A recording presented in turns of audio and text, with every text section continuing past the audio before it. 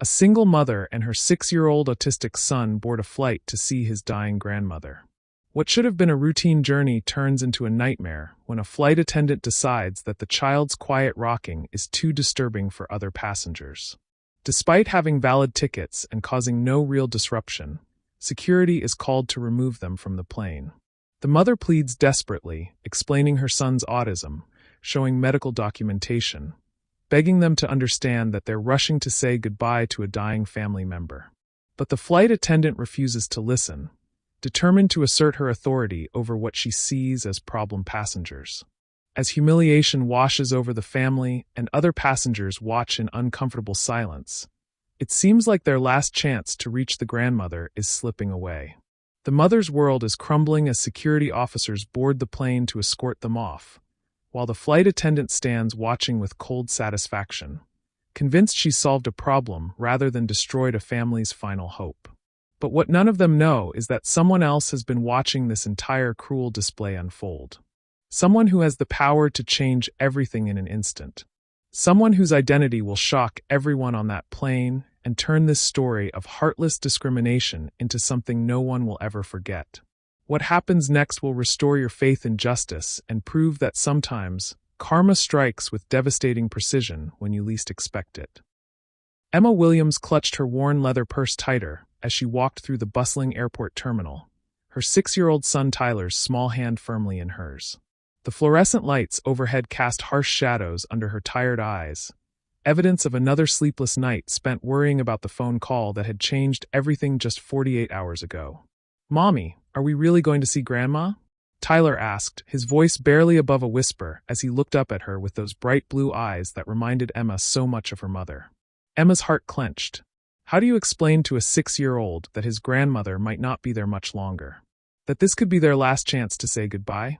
"Yes, sweetheart. We're going to see Grandma," she managed, forcing a smile that didn't quite reach her eyes. "Remember what we talked about?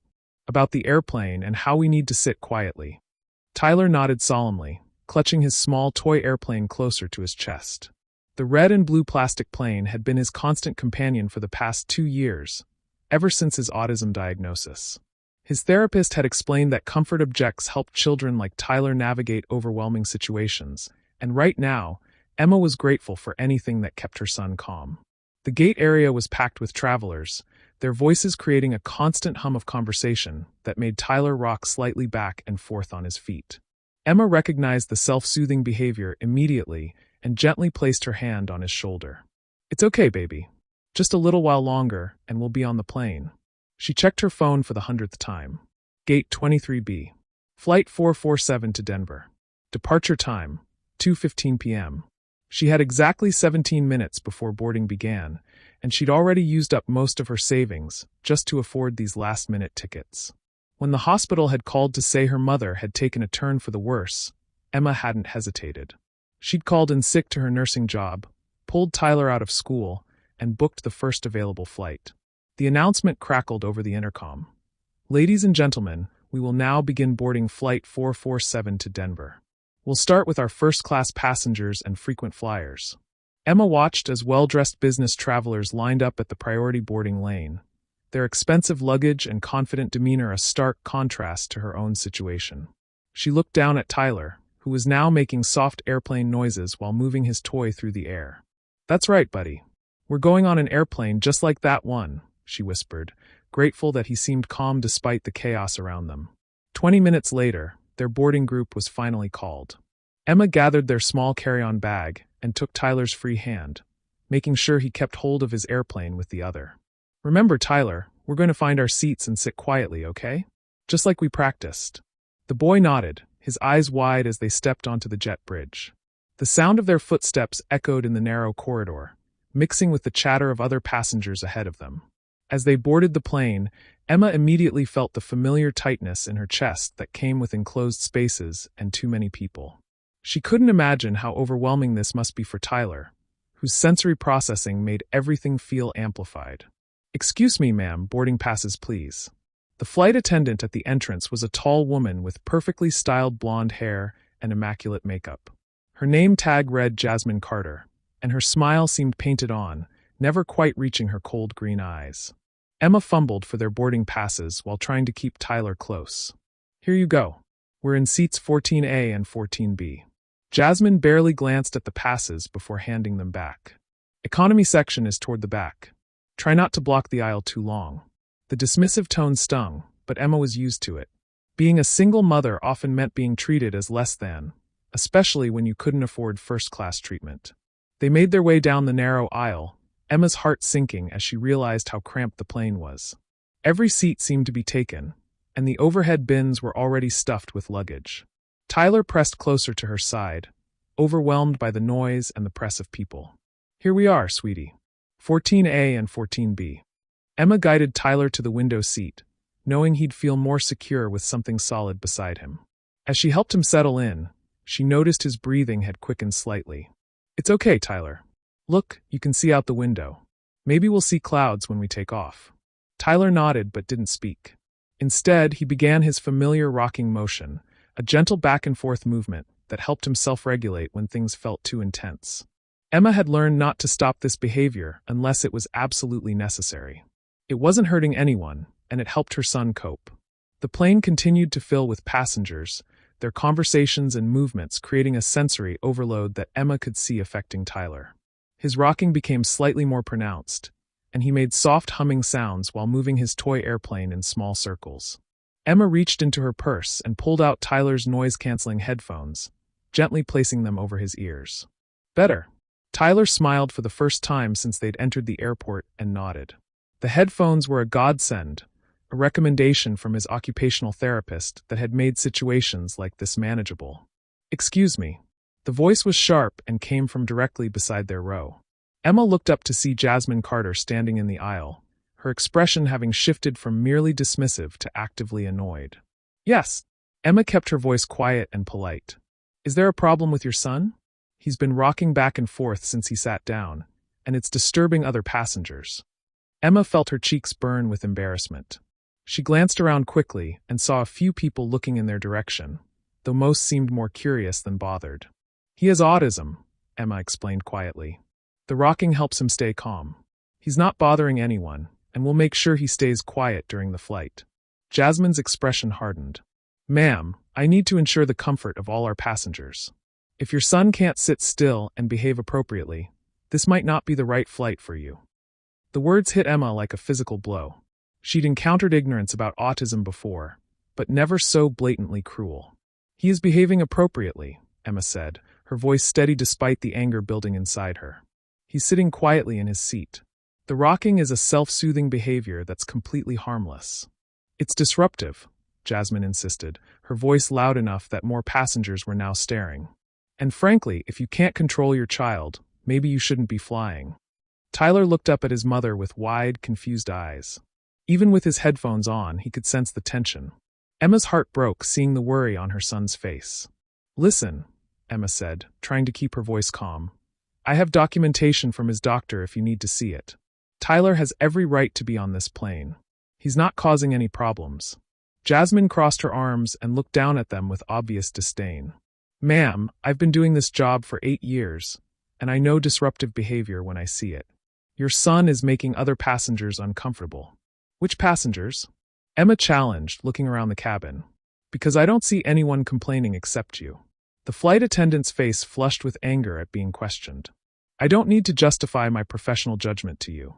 Either your son sits completely still and stops that rocking, or you'll need to leave the plane. Emma felt the world spinning around her. This couldn't be happening. Not when her mother was dying. Not when she'd spent every dollar she had to make this trip possible.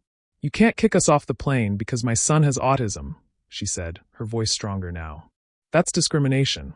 I can remove passengers who are causing disruptions, Jasmine replied coldly. And that's exactly what I'm going to do if this behavior continues. Tyler had taken off his headphones and was now looking back and forth between his mother and the angry flight attendant. His rocking had stopped, but Emma could see the stress building in his small body. His hands were beginning to flutter, another self-soothing behavior that meant he was becoming overwhelmed. Please, Emma whispered, desperation creeping into her voice. We're going to see his grandmother. She's dying. He's not hurting anyone. Jasmine's expression didn't soften even slightly. That's not my problem. My job is to ensure passenger safety and comfort. Your son's behavior is neither safe nor comfortable for others. What behavior? Emma's voice rose despite her efforts to stay calm. He's a 6-year-old child sitting quietly in his seat. He has a disability, and what you're doing is illegal discrimination. Don't lecture me about the law, Jasmine snapped. I know my rights as a flight crew member. If I determine that a passenger is disruptive, I have the authority to have them removed. Several passengers were now openly staring, some pulling out their phones. Emma felt humiliated and trapped. Tyler had begun rocking again, more pronounced now due to the stress of the confrontation. See, Jasmine pointed at Tyler. He's doing it again. This is exactly what I'm talking about. He's scared, Emma exclaimed. You're scaring him. He's just trying to calm himself down. I'm going to ask you one more time, Jasmine said, her voice carrying clearly through the cabin. Either control your child's behavior immediately, or I'll have to call security to escort you both off this aircraft.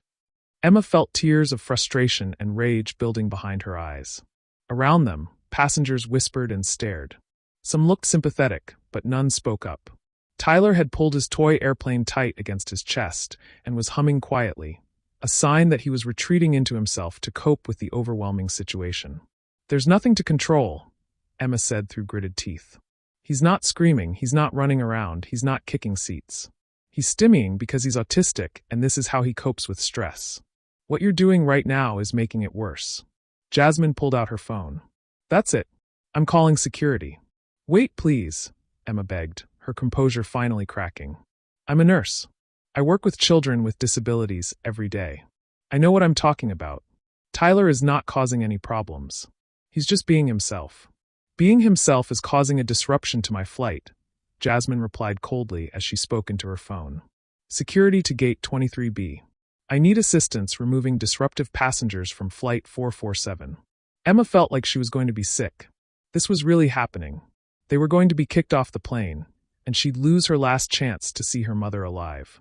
All because a cruel flight attendant couldn't show an ounce of compassion for a disabled child.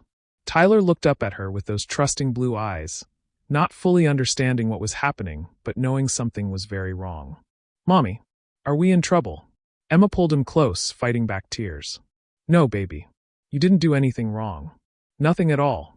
But even as she said the words, she could hear the heavy footsteps of security personnel boarding the plane, coming to escort them away from their seats and away from her dying mother. The other passengers continued to stare and whisper, their phones capturing every moment of what was about to become the most humiliating experience of Emma's life. And through it all, Jasmine Carter stood watching with cold satisfaction, as if she'd just solved some major problem instead of destroying a family's last hope. Tyler pressed his toy airplane against his cheek and began to rock again, completely unaware that his simple need to self-soothe was being used as justification to deny him and his mother their basic rights. The injustice of it all made Emma's chest tight with rage and despair. This was supposed to be their chance to say goodbye. Instead, it was turning into a nightmare that Tyler would remember for the rest of his life. The security officers boarded the plane with heavy footsteps that echoed through the cabin like a death march. Emma's heart pounded as she watched two uniformed men make their way down the aisle, their faces set in professional neutrality that somehow made everything worse. Tyler had gone completely still beside her, his toy airplane clutched so tightly in his small hands that his knuckles were white. Ma'am, we need you and your son to come with us, the taller officer said, his voice not unkind but firm. Behind him, Jasmine Carter stood with her arms crossed, watching the scene unfold with obvious satisfaction. Emma felt like she was drowning. Officers, please. My son has autism. He wasn't doing anything wrong. We have documentation, medical records, everything you need to see that this is discrimination. The second officer, younger with kind eyes, looked uncomfortable. Ma'am, we don't make the call about who stays or goes. The flight crew makes that determination. We're just here to assist. Assist with what? Emma's voice cracked. Kicking a disabled child off a plane for existing? Jasmine stepped forward, her voice carrying that same cold authority. Officers, as I explained on the phone, this passenger's child has been disruptive since boarding. Rocking continuously, making noise, refusing to follow basic behavioral expectations. I gave them multiple opportunities to correct the situation. That's a lie. Emma stood up, her voice louder than she intended. Several passengers jumped at the outburst. He's been sitting quietly this entire time. The only noise he's made is humming to self-soothe, which is completely normal for children with autism. Tyler looked up at his mother with wide, frightened eyes. The commotion was becoming too much for him to process. His hands began to flutter against his chest, and he started making soft clicking sounds with his tongue, another stim that helped him cope with overwhelming situations. See? Jasmine pointed triumphantly. There it is again. The clicking, the hand movements. This is exactly what I've been talking about. It's disruptive and inappropriate for an aircraft environment. Emma wanted to scream. Every instinct Tyler had to cope with stress was being used against him as evidence of his unworthiness to exist in public spaces. Those are self-regulation behaviors, she explained desperately to the officers. He's scared because you're all standing here treating him like he's done something wrong. This is how autistic children cope with sensory overload. The younger officer shifted uncomfortably and glanced at his partner. Ma'am, is there any way we can work this out? Maybe if the child could just sit without the movements. You're asking him to stop breathing, Emma said, tears finally spilling over. You're asking my son to stop using the coping mechanisms he needs to function. Would you ask someone to stop using their wheelchair because it looks different? But even as she spoke, she could see it was hopeless. The decision had been made before the officers even boarded. Jasmine had painted them as disruptive passengers, and now the system was moving to remove them with mechanical efficiency. I understand this is difficult, the older officer said, but we need to resolve this situation quickly. The flight has already been delayed, and other passengers are waiting. Emma looked around the cabin at those other passengers. Some looked sympathetic, but said nothing. Others seemed annoyed by the delay.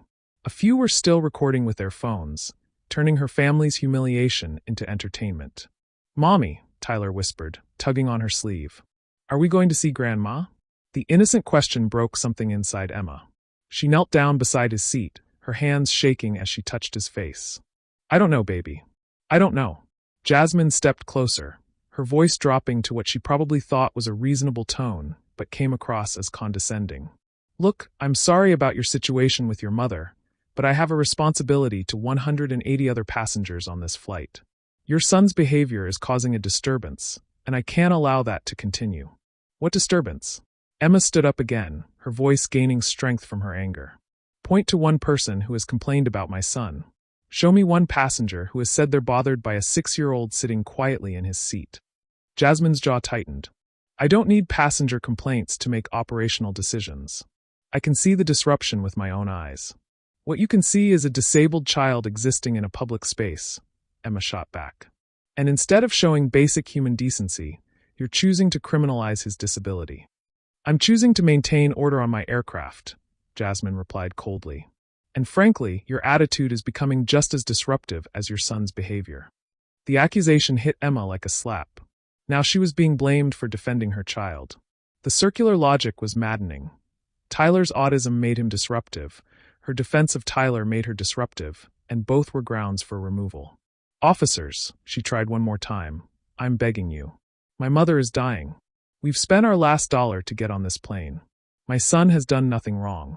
Please don't do this. The younger officer looked genuinely pained. Ma'am, I wish there was something we could do, but the flight crew has final authority on these matters. But as he spoke, something shifted in the cabin. A voice from several rows back spoke up, clear and calm, but carrying an edge of authority that made everyone turn. Excuse me.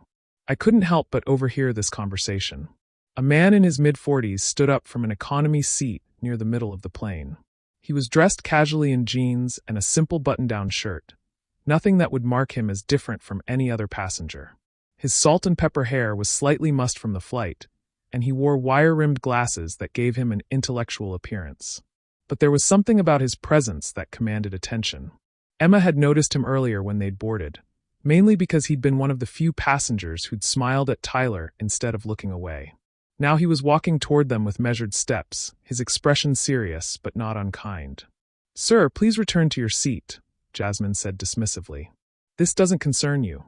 The man ignored her completely and addressed the security officers instead. Officers, I've been watching this entire situation unfold, and I think there's been a serious misunderstanding here. Sir, the older officer said, we appreciate your concern, but this is a matter between the flight crew and these passengers. Actually, the man said, reaching into his back pocket. "I think it's a matter that concerns me very directly."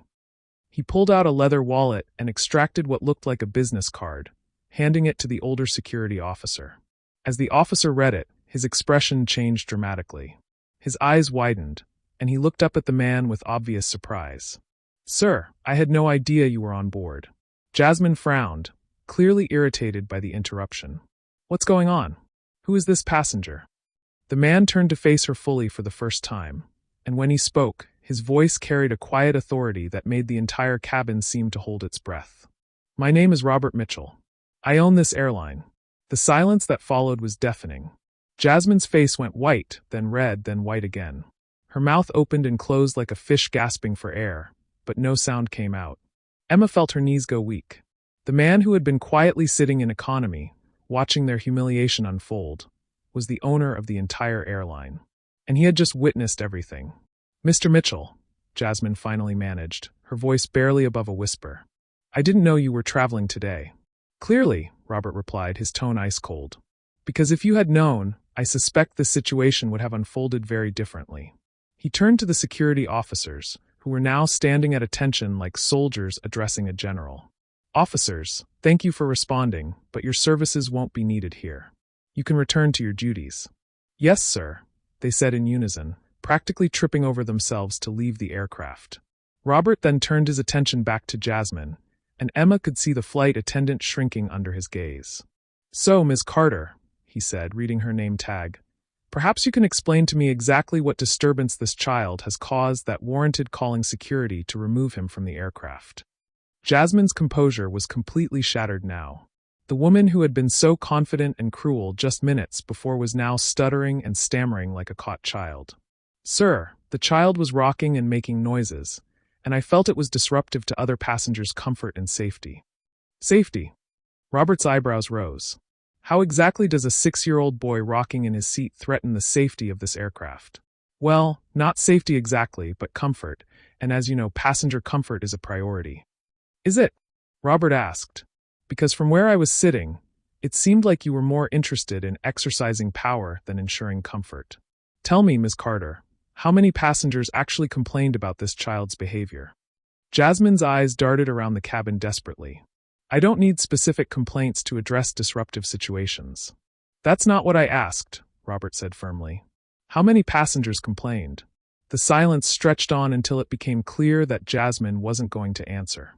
"I'll take that as 0, Robert continued. "So you decided, entirely on your own, that a disabled child's natural coping mechanisms were so offensive that he and his mother should be humiliated and removed from the aircraft. Is that correct?" "I was just doing my job," Jasmine said weakly. "Were you?" Robert's voice was getting colder by the word. "Because your job, as outlined in our employee handbook, is to ensure passenger safety and to provide excellent customer service. What I witnessed was neither safe nor excellent service. What I witnessed was discrimination against a passenger with disabilities." Emma watched this exchange in stunned silence. Tyler had stopped stimming altogether and was watching the adults with intense curiosity, as if he could sense that something important was happening, but wasn't sure what. Robert continued his methodical dismantling of Jasmine's actions. "Let me make sure I understand the situation correctly. A mother and her autistic son boarded this aircraft with valid tickets. The child sat quietly in his assigned seat. His only disruptive behavior was rocking slightly and occasionally making soft sounds, both of which are common self-regulation techniques for individuals with autism. You, without any passenger complaints and without any actual disruption, decided to threaten them with removal. When the mother attempted to explain her son's disability, you not only ignored her, but escalated the situation by calling security. Is this an accurate summary?" Jasmine looked like she wanted to disappear into the floor. "Sir, I was trying to maintain standards." "What standards?" Robert's voice rose slightly. "The standard of treating paying customers with basic human dignity? The standard of following federal disability accommodation laws? Or perhaps the standard of not traumatizing children for the crime of existing while disabled?" The entire cabin was riveted by this exchange. Passengers who had been scrolling through their phones or reading books were now watching with rapt attention. Emma could see some of them looking ashamed, perhaps realizing that their silence had contributed to her family's humiliation. "I think there's been a misunderstanding," Jasmine tried desperately. I was just concerned about the other passengers. Show me these concerned passengers, Robert demanded. Point to them. Let them speak for themselves. Jasmine's eyes swept the cabin, but no one met her gaze. The passengers who had been staring and whispering earlier were now suddenly very interested in their seatback magazines and overhead bins. I see, Robert said when no one spoke up. So you traumatized a child and his mother based on imaginary complaints from imaginary passengers. Is that the Mitchell Airlines way of doing business? No, sir, Jasmine whispered. You're absolutely right. It's not. Robert turned to Emma, and his expression softened completely. Ma'am, I owe you and your son a profound apology. What happened here today is inexcusable and goes against everything our company stands for. Emma was still too shocked to speak coherently. After 30 minutes of being treated like she and Tyler were somehow less than human, this sudden reversal felt surreal. You don't need to apologize, she managed. You weren't the one who did this. But she works for me, Robert replied. Which makes this my responsibility. Your son has every right to be on this aircraft, and the treatment you've both received is appalling. He turned back to Jasmine, and all the warmth disappeared from his voice again. Ms. Carter, in 8 years of employment, have you ever received training on disability accommodation? Yes, sir. We all have. Then you know that what you did here was not only morally wrong but legally actionable. You discriminated against a passenger based on his disability, caused unnecessary distress to a family in crisis, and violated multiple company policies in the process. Jasmine's face was now completely drained of color. Sir, I can explain. Please do, Robert said. Explain to me how any of your actions today were justified. Explain to me how threatening to remove a disabled child for existing constitutes appropriate customer service. Explain to me how you thought any of this was acceptable. But Jasmine had no explanation. She stood there in the aisle of the plane she had worked on for years, in front of passengers she was supposed to serve, completely unable to justify her actions to the man who signed her paychecks. The silence stretched on until Tyler's small voice broke through the tension. Mommy, is the nice man going to help us see Grandma? Emma looked down at her son, whose innocent question cut through all the adult complications and got to the heart of what really mattered. They were still a mother and son trying to get to a dying grandmother, and every minute of this delay was a minute they might not get back. Robert heard the question too, and something in his expression shifted. The corporate authority was still there, but now it was mixed with genuine human compassion. Yes, son, he said, speaking directly to Tyler for the first time. We're going to make sure you and your mom get to see your grandma. Tyler smiled, the first genuine smile Emma had seen from him since they'd entered the airport. Thank you, nice man. Robert's expression softened even further. You're very welcome. And I like your airplane. Is that your favorite toy? Tyler nodded enthusiastically and held up the plastic plane. It's red and blue like the real airplanes. Mommy says we're flying in a big airplane to see Grandma. That's right, Robert said. And it's going to be a very special flight. Emma watched this exchange with tears in her eyes. After everything they'd been through, here was a man treating her son with the simple kindness and respect that should have been the baseline for everyone. But the reckoning wasn't over yet. Robert turned back to Jasmine with renewed determination. Ms. Carter, I want you to look at this child. Really look at him. What do you see? Jasmine glanced reluctantly at Tyler, who was now happily showing his airplane to Robert. I see a 6-year-old boy, she said quietly. That's right. A 6-year-old boy who was excited to fly on an airplane to see his grandmother. A child who was sitting quietly in his seat, hurting no one, bothering no one, just existing as he is. And you decided that his existence was so offensive that he needed to be removed. Do you understand how profoundly wrong that is? Jasmine nodded, tears now forming in her eyes. But Emma felt no sympathy for her. This woman had been prepared to destroy their last chance to say goodbye to a dying family member, all because she couldn't tolerate the sight of a disabled child's natural behaviors. Robert wasn't finished. But what makes this even worse is what happened when his mother tried to advocate for him. Instead of listening, instead of showing compassion, instead of trying to understand, you doubled down. You made their situation worse. You turned what should have been a routine flight into a traumatic experience that this child will remember for the rest of his life. The truth of those words hit Emma like a physical blow. Tyler would remember this. He would remember being treated like he was wrong, like he was bad, just for being himself. The thought made her sick. Sir, Jasmine tried one more time, I really thought I was doing the right thing." "No," Robert said firmly. "You thought you were doing the easy thing. The right thing would have been to treat this family with kindness and respect. The right thing would have been to understand that diversity includes neurological diversity. The right thing would have been to remember that behind every passenger is a human being with their own struggles and their own story." He paused, letting his words sink in before delivering what Emma sensed would be the final blow.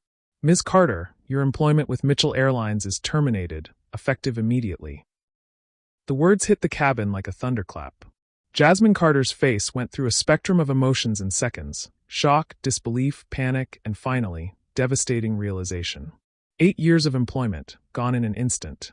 Her perfect record, her seniority, her benefits, her entire career in aviation, all destroyed by 30 minutes of cruelty toward a disabled child. "Sir, please," Jasmine's voice broke as she spoke. "You can't fire me over this. I was just doing my job. I have a mortgage, car payments. I've worked here for 8 years without a single complaint." Robert's expression remained unmoved. "And in those 8 years, did you never once think that your job included treating passengers with basic human dignity? Did it never occur to you that your role was to serve people, not humiliate them?" "I can change," Jasmine pleaded desperately. "I can take additional training. This was just a misunderstanding." "A misunderstanding?" Robert's voice rose. "You called security on a 6-year-old autistic child because he was rocking in his seat. You ignored his mother's explanations about his disability.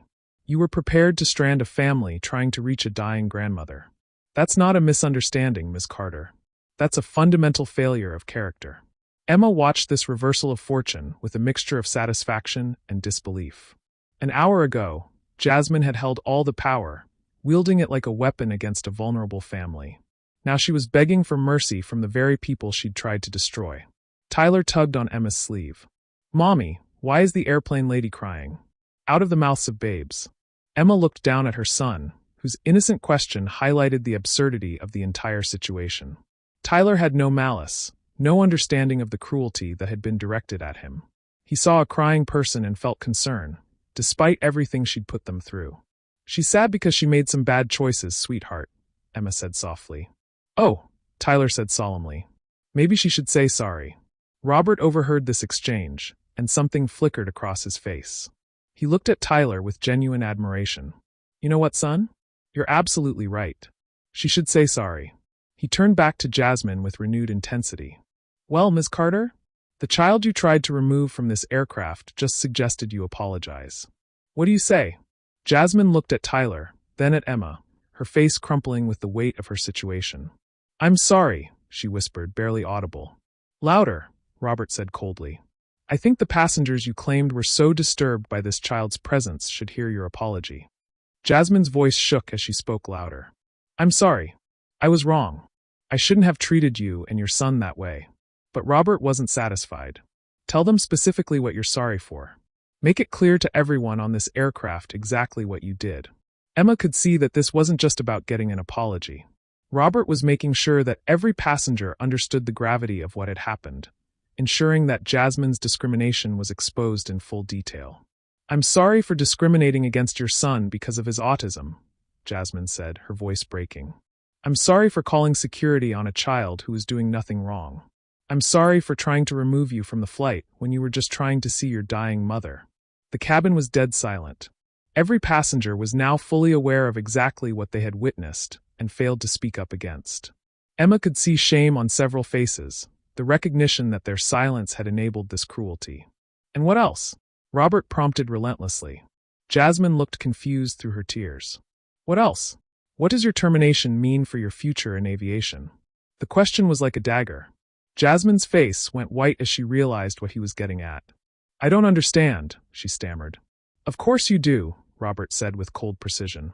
"Being fired for discrimination doesn't just end your employment with Mitchell Airlines. It ends your career in aviation entirely. Airlines share information about terminated employees, especially those terminated for cause. No major carrier will hire someone with discrimination on their record." The full scope of the consequences was now clear, and Jasmine swayed on her feet as if she might faint. Her entire career, her livelihood, her future, all destroyed in the span of an hour because she couldn't show basic kindness to a disabled child. "Please," she whispered. There has to be something I can do. Some way to fix this. You had your chance to fix this, Robert replied without mercy. You had multiple opportunities to show compassion, to listen to a mother explaining her child's needs, to remember your humanity. Instead, you chose cruelty. Actions have consequences, Ms. Carter. He gestured toward the front of the plane.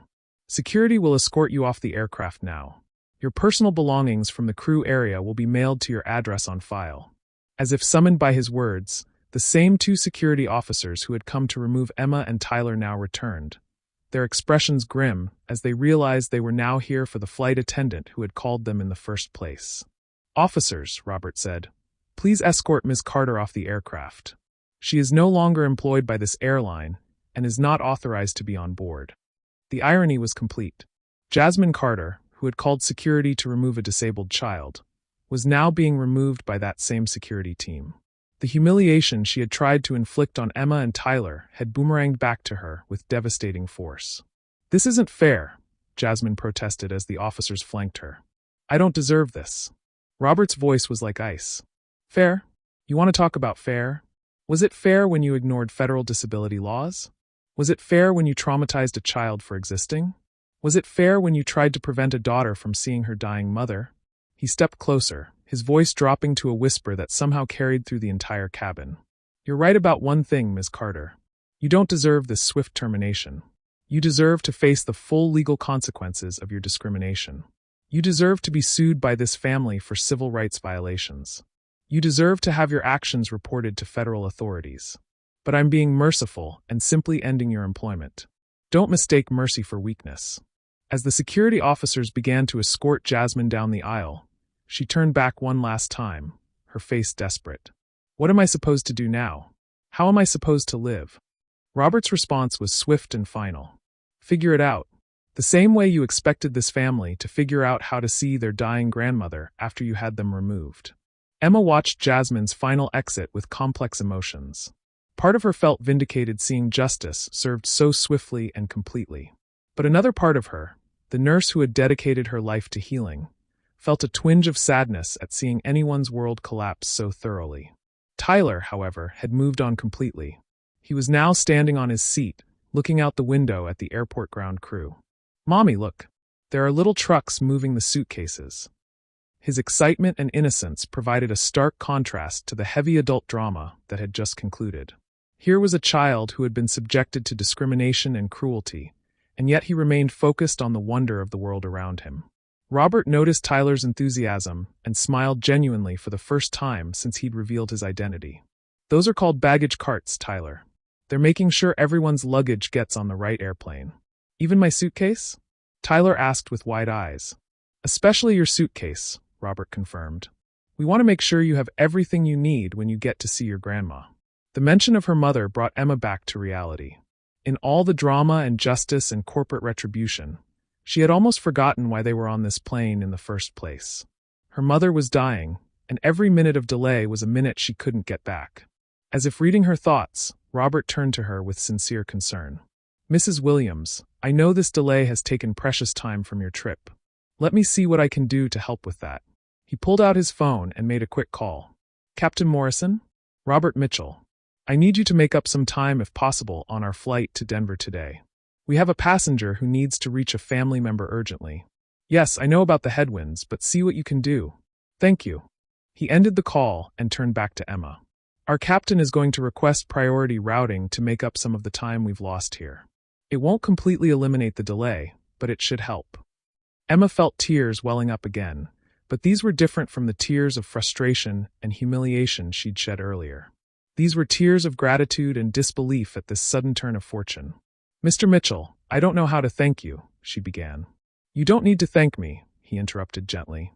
I should be thanking you. Emma looked confused. Thanking me? For showing me exactly what kind of employee I had working for my airline, Robert explained. Ms. Carter's true character might never have been revealed if not for this situation. You've helped me identify a serious problem in my company culture. He paused, his expression growing more serious. But beyond that, watching you advocate for your son, seeing your strength and dignity in the face of such treatment, it reminded me why I got into this business in the first place. Aviation should connect people, should bring families together, should serve humanity. What happened here today was the opposite of everything I believe in. Emma was speechless. In the span of an hour, she had gone from being treated as less than human to being praised by a billionaire for her character and strength. Tyler, meanwhile, had returned to his seat and was making his toy airplane fly along the window. "Zoom, zoom," he said softly, completely absorbed in his play. The stress behaviors from earlier had completely disappeared now that the hostile environment had been resolved. Robert watched Tyler play and shook his head in wonder. Look at him. After everything he went through, he's just being a kid. The resilience of children never ceases to amaze me. He won't understand until he's older, Emma said quietly. Right now, he just knows that the mean lady went away and the nice man is helping us get to Grandma. Maybe that's for the best, Robert said. But I want you to know that if you ever choose to share your story, if you ever want to help me train my employees about disability awareness and basic human decency, I would be honored to work with you. Before Emma could respond, the captain's voice came over the intercom. Ladies and gentlemen, this is Captain Morrison. We've received clearance for departure and have been granted priority routing to Denver. Flight attendants, please prepare for takeoff. Robert smiled. That's our cue. Mrs. Williams, Tyler, I hope you have a comfortable flight. And please, don't hesitate to let the crew know if you need anything at all. As he started to return to his seat, Tyler called out, "Wait, nice man." Robert turned back. "Yes, Tyler? Thank you for helping us fly to see Grandma." Robert's expression softened completely. "You're very welcome, Tyler. I hope you have a wonderful visit with your grandmother." As Robert walked back to his economy seat, Emma marveled at the complete transformation of their situation. An hour ago, they were being escorted off the plane in humiliation. Now they were being treated with respect and kindness, their needs prioritized, their dignity restored. The flight attendant who replaced Jasmine was a kind older woman named Patricia, who came by specifically to check on them. "Mrs. Williams? Mr. Mitchell asked me to make sure you and Tyler have everything you need for the flight. Can I get you anything? Extra snacks, coloring books, whatever would make Tyler more comfortable." Emma almost cried again at the simple kindness. "Thank you, but I think we're okay for now." Patricia smiled warmly at Tyler, who was still playing with his airplane. "That's a beautiful plane, sweetheart. Are you excited about flying?" Tyler nodded enthusiastically. "We're going to see Grandma. And the nice man said we'll see clouds." "You sure will," Patricia said. "And if you need anything during the flight, you just press this button and I'll come help you, okay?" As the plane finally began to taxi toward the runway, Emma felt a sense of closure she hadn't expected. Justice had been served swiftly and completely. Jasmine Carter had lost everything, her job, her career, her future in aviation, all because she couldn't show basic kindness to a disabled child. But more than that, Emma felt something she hadn't experienced in a long time. Hope. Hope that there were still good people in the world like Robert Mitchell, who were willing to stand up for what's right. Hope that Tyler would grow up in a world where his differences were accepted rather than criminalized.